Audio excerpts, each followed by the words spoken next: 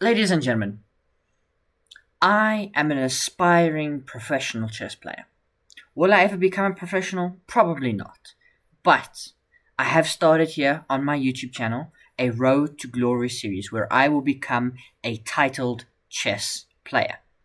And for that to happen, I need to get good results against other titled players. And that leads me to today's video, where I held an international master to a draw. For those of you who don't know what international master is, that is the title just below grandmaster. And I held one to a draw. And then I will show you a bonus game of the next time I played him, my opponent. So with that said, let's show you the game.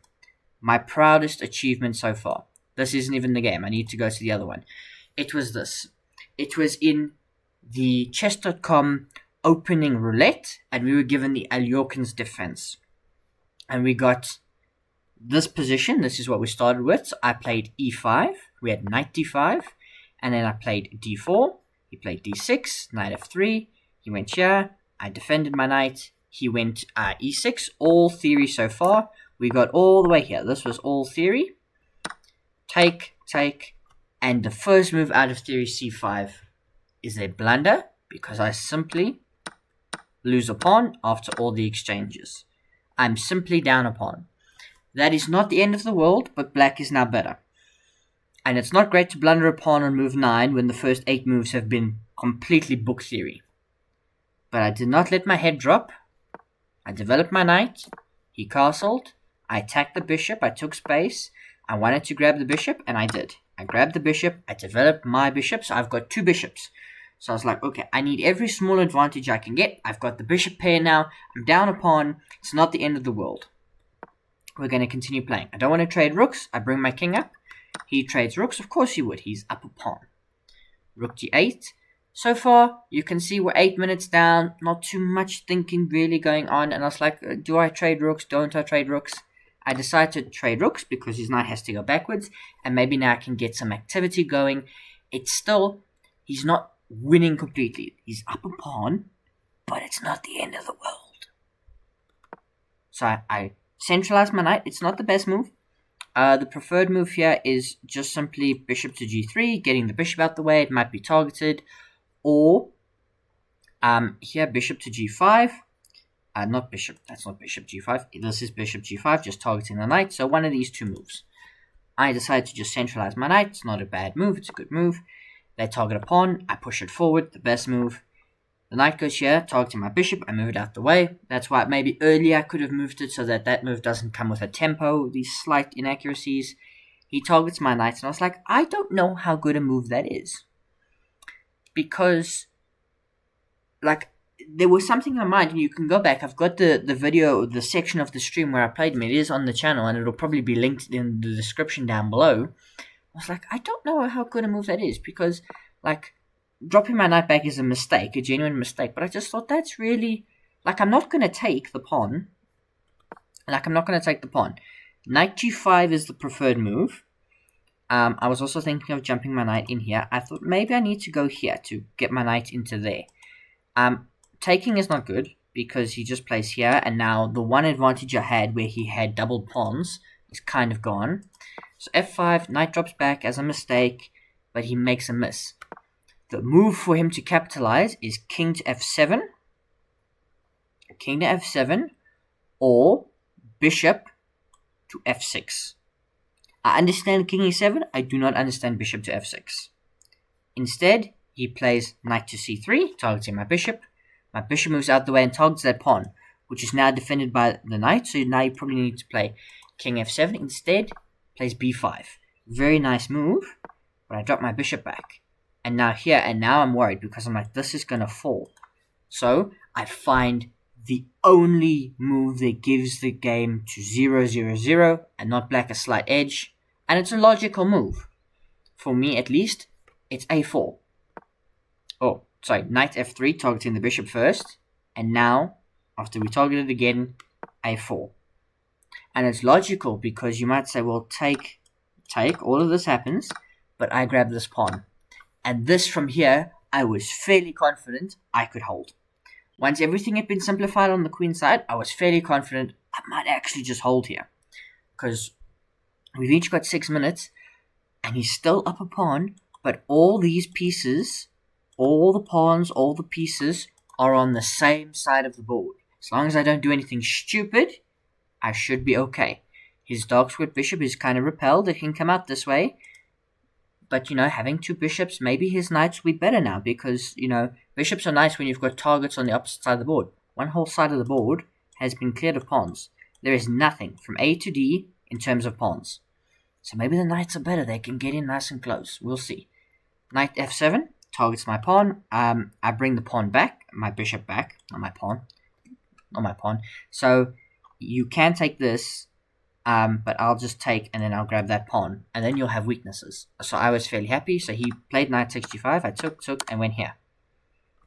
And, we traded some pieces. I've still got 2 bishops.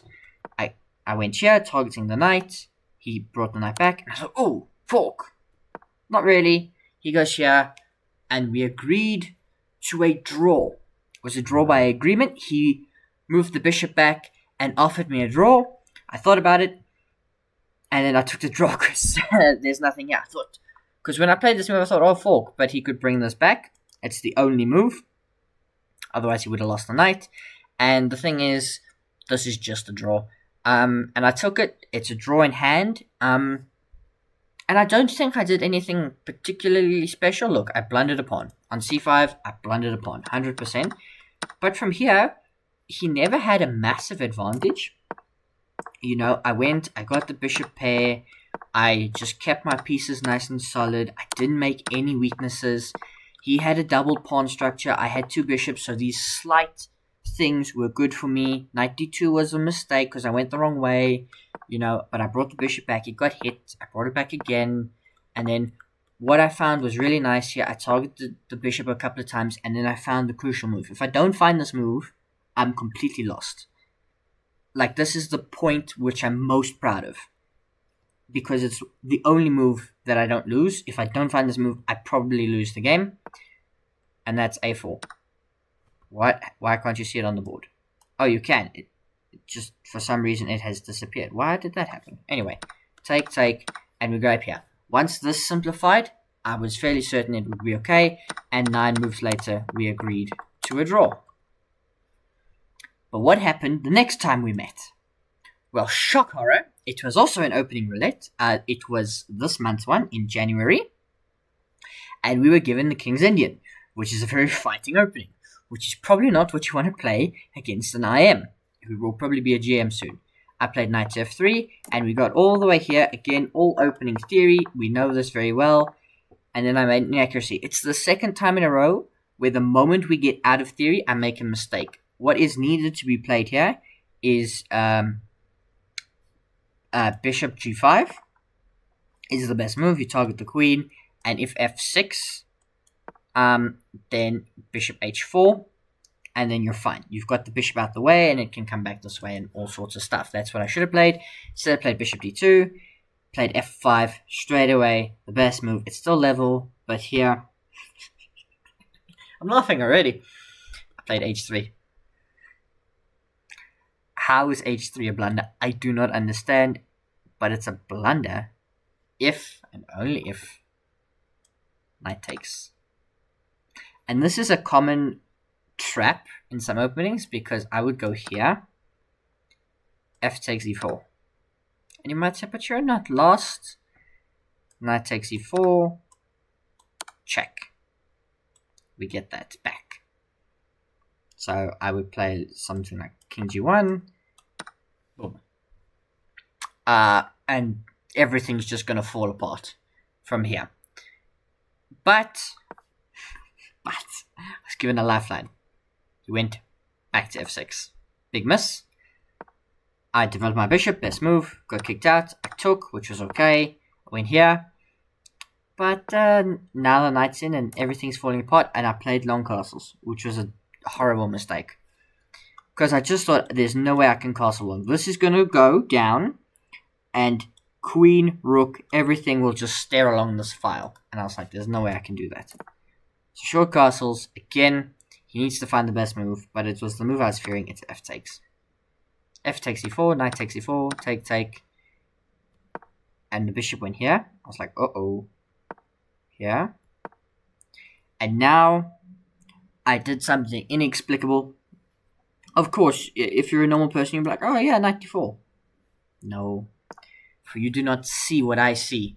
Instead, I played knight d2. And hung checkmate. I held him to a 39 move draw. So I made him so mad that he proceeded to checkmate me in 16 moves. And got his revenge after I held an IM to a draw.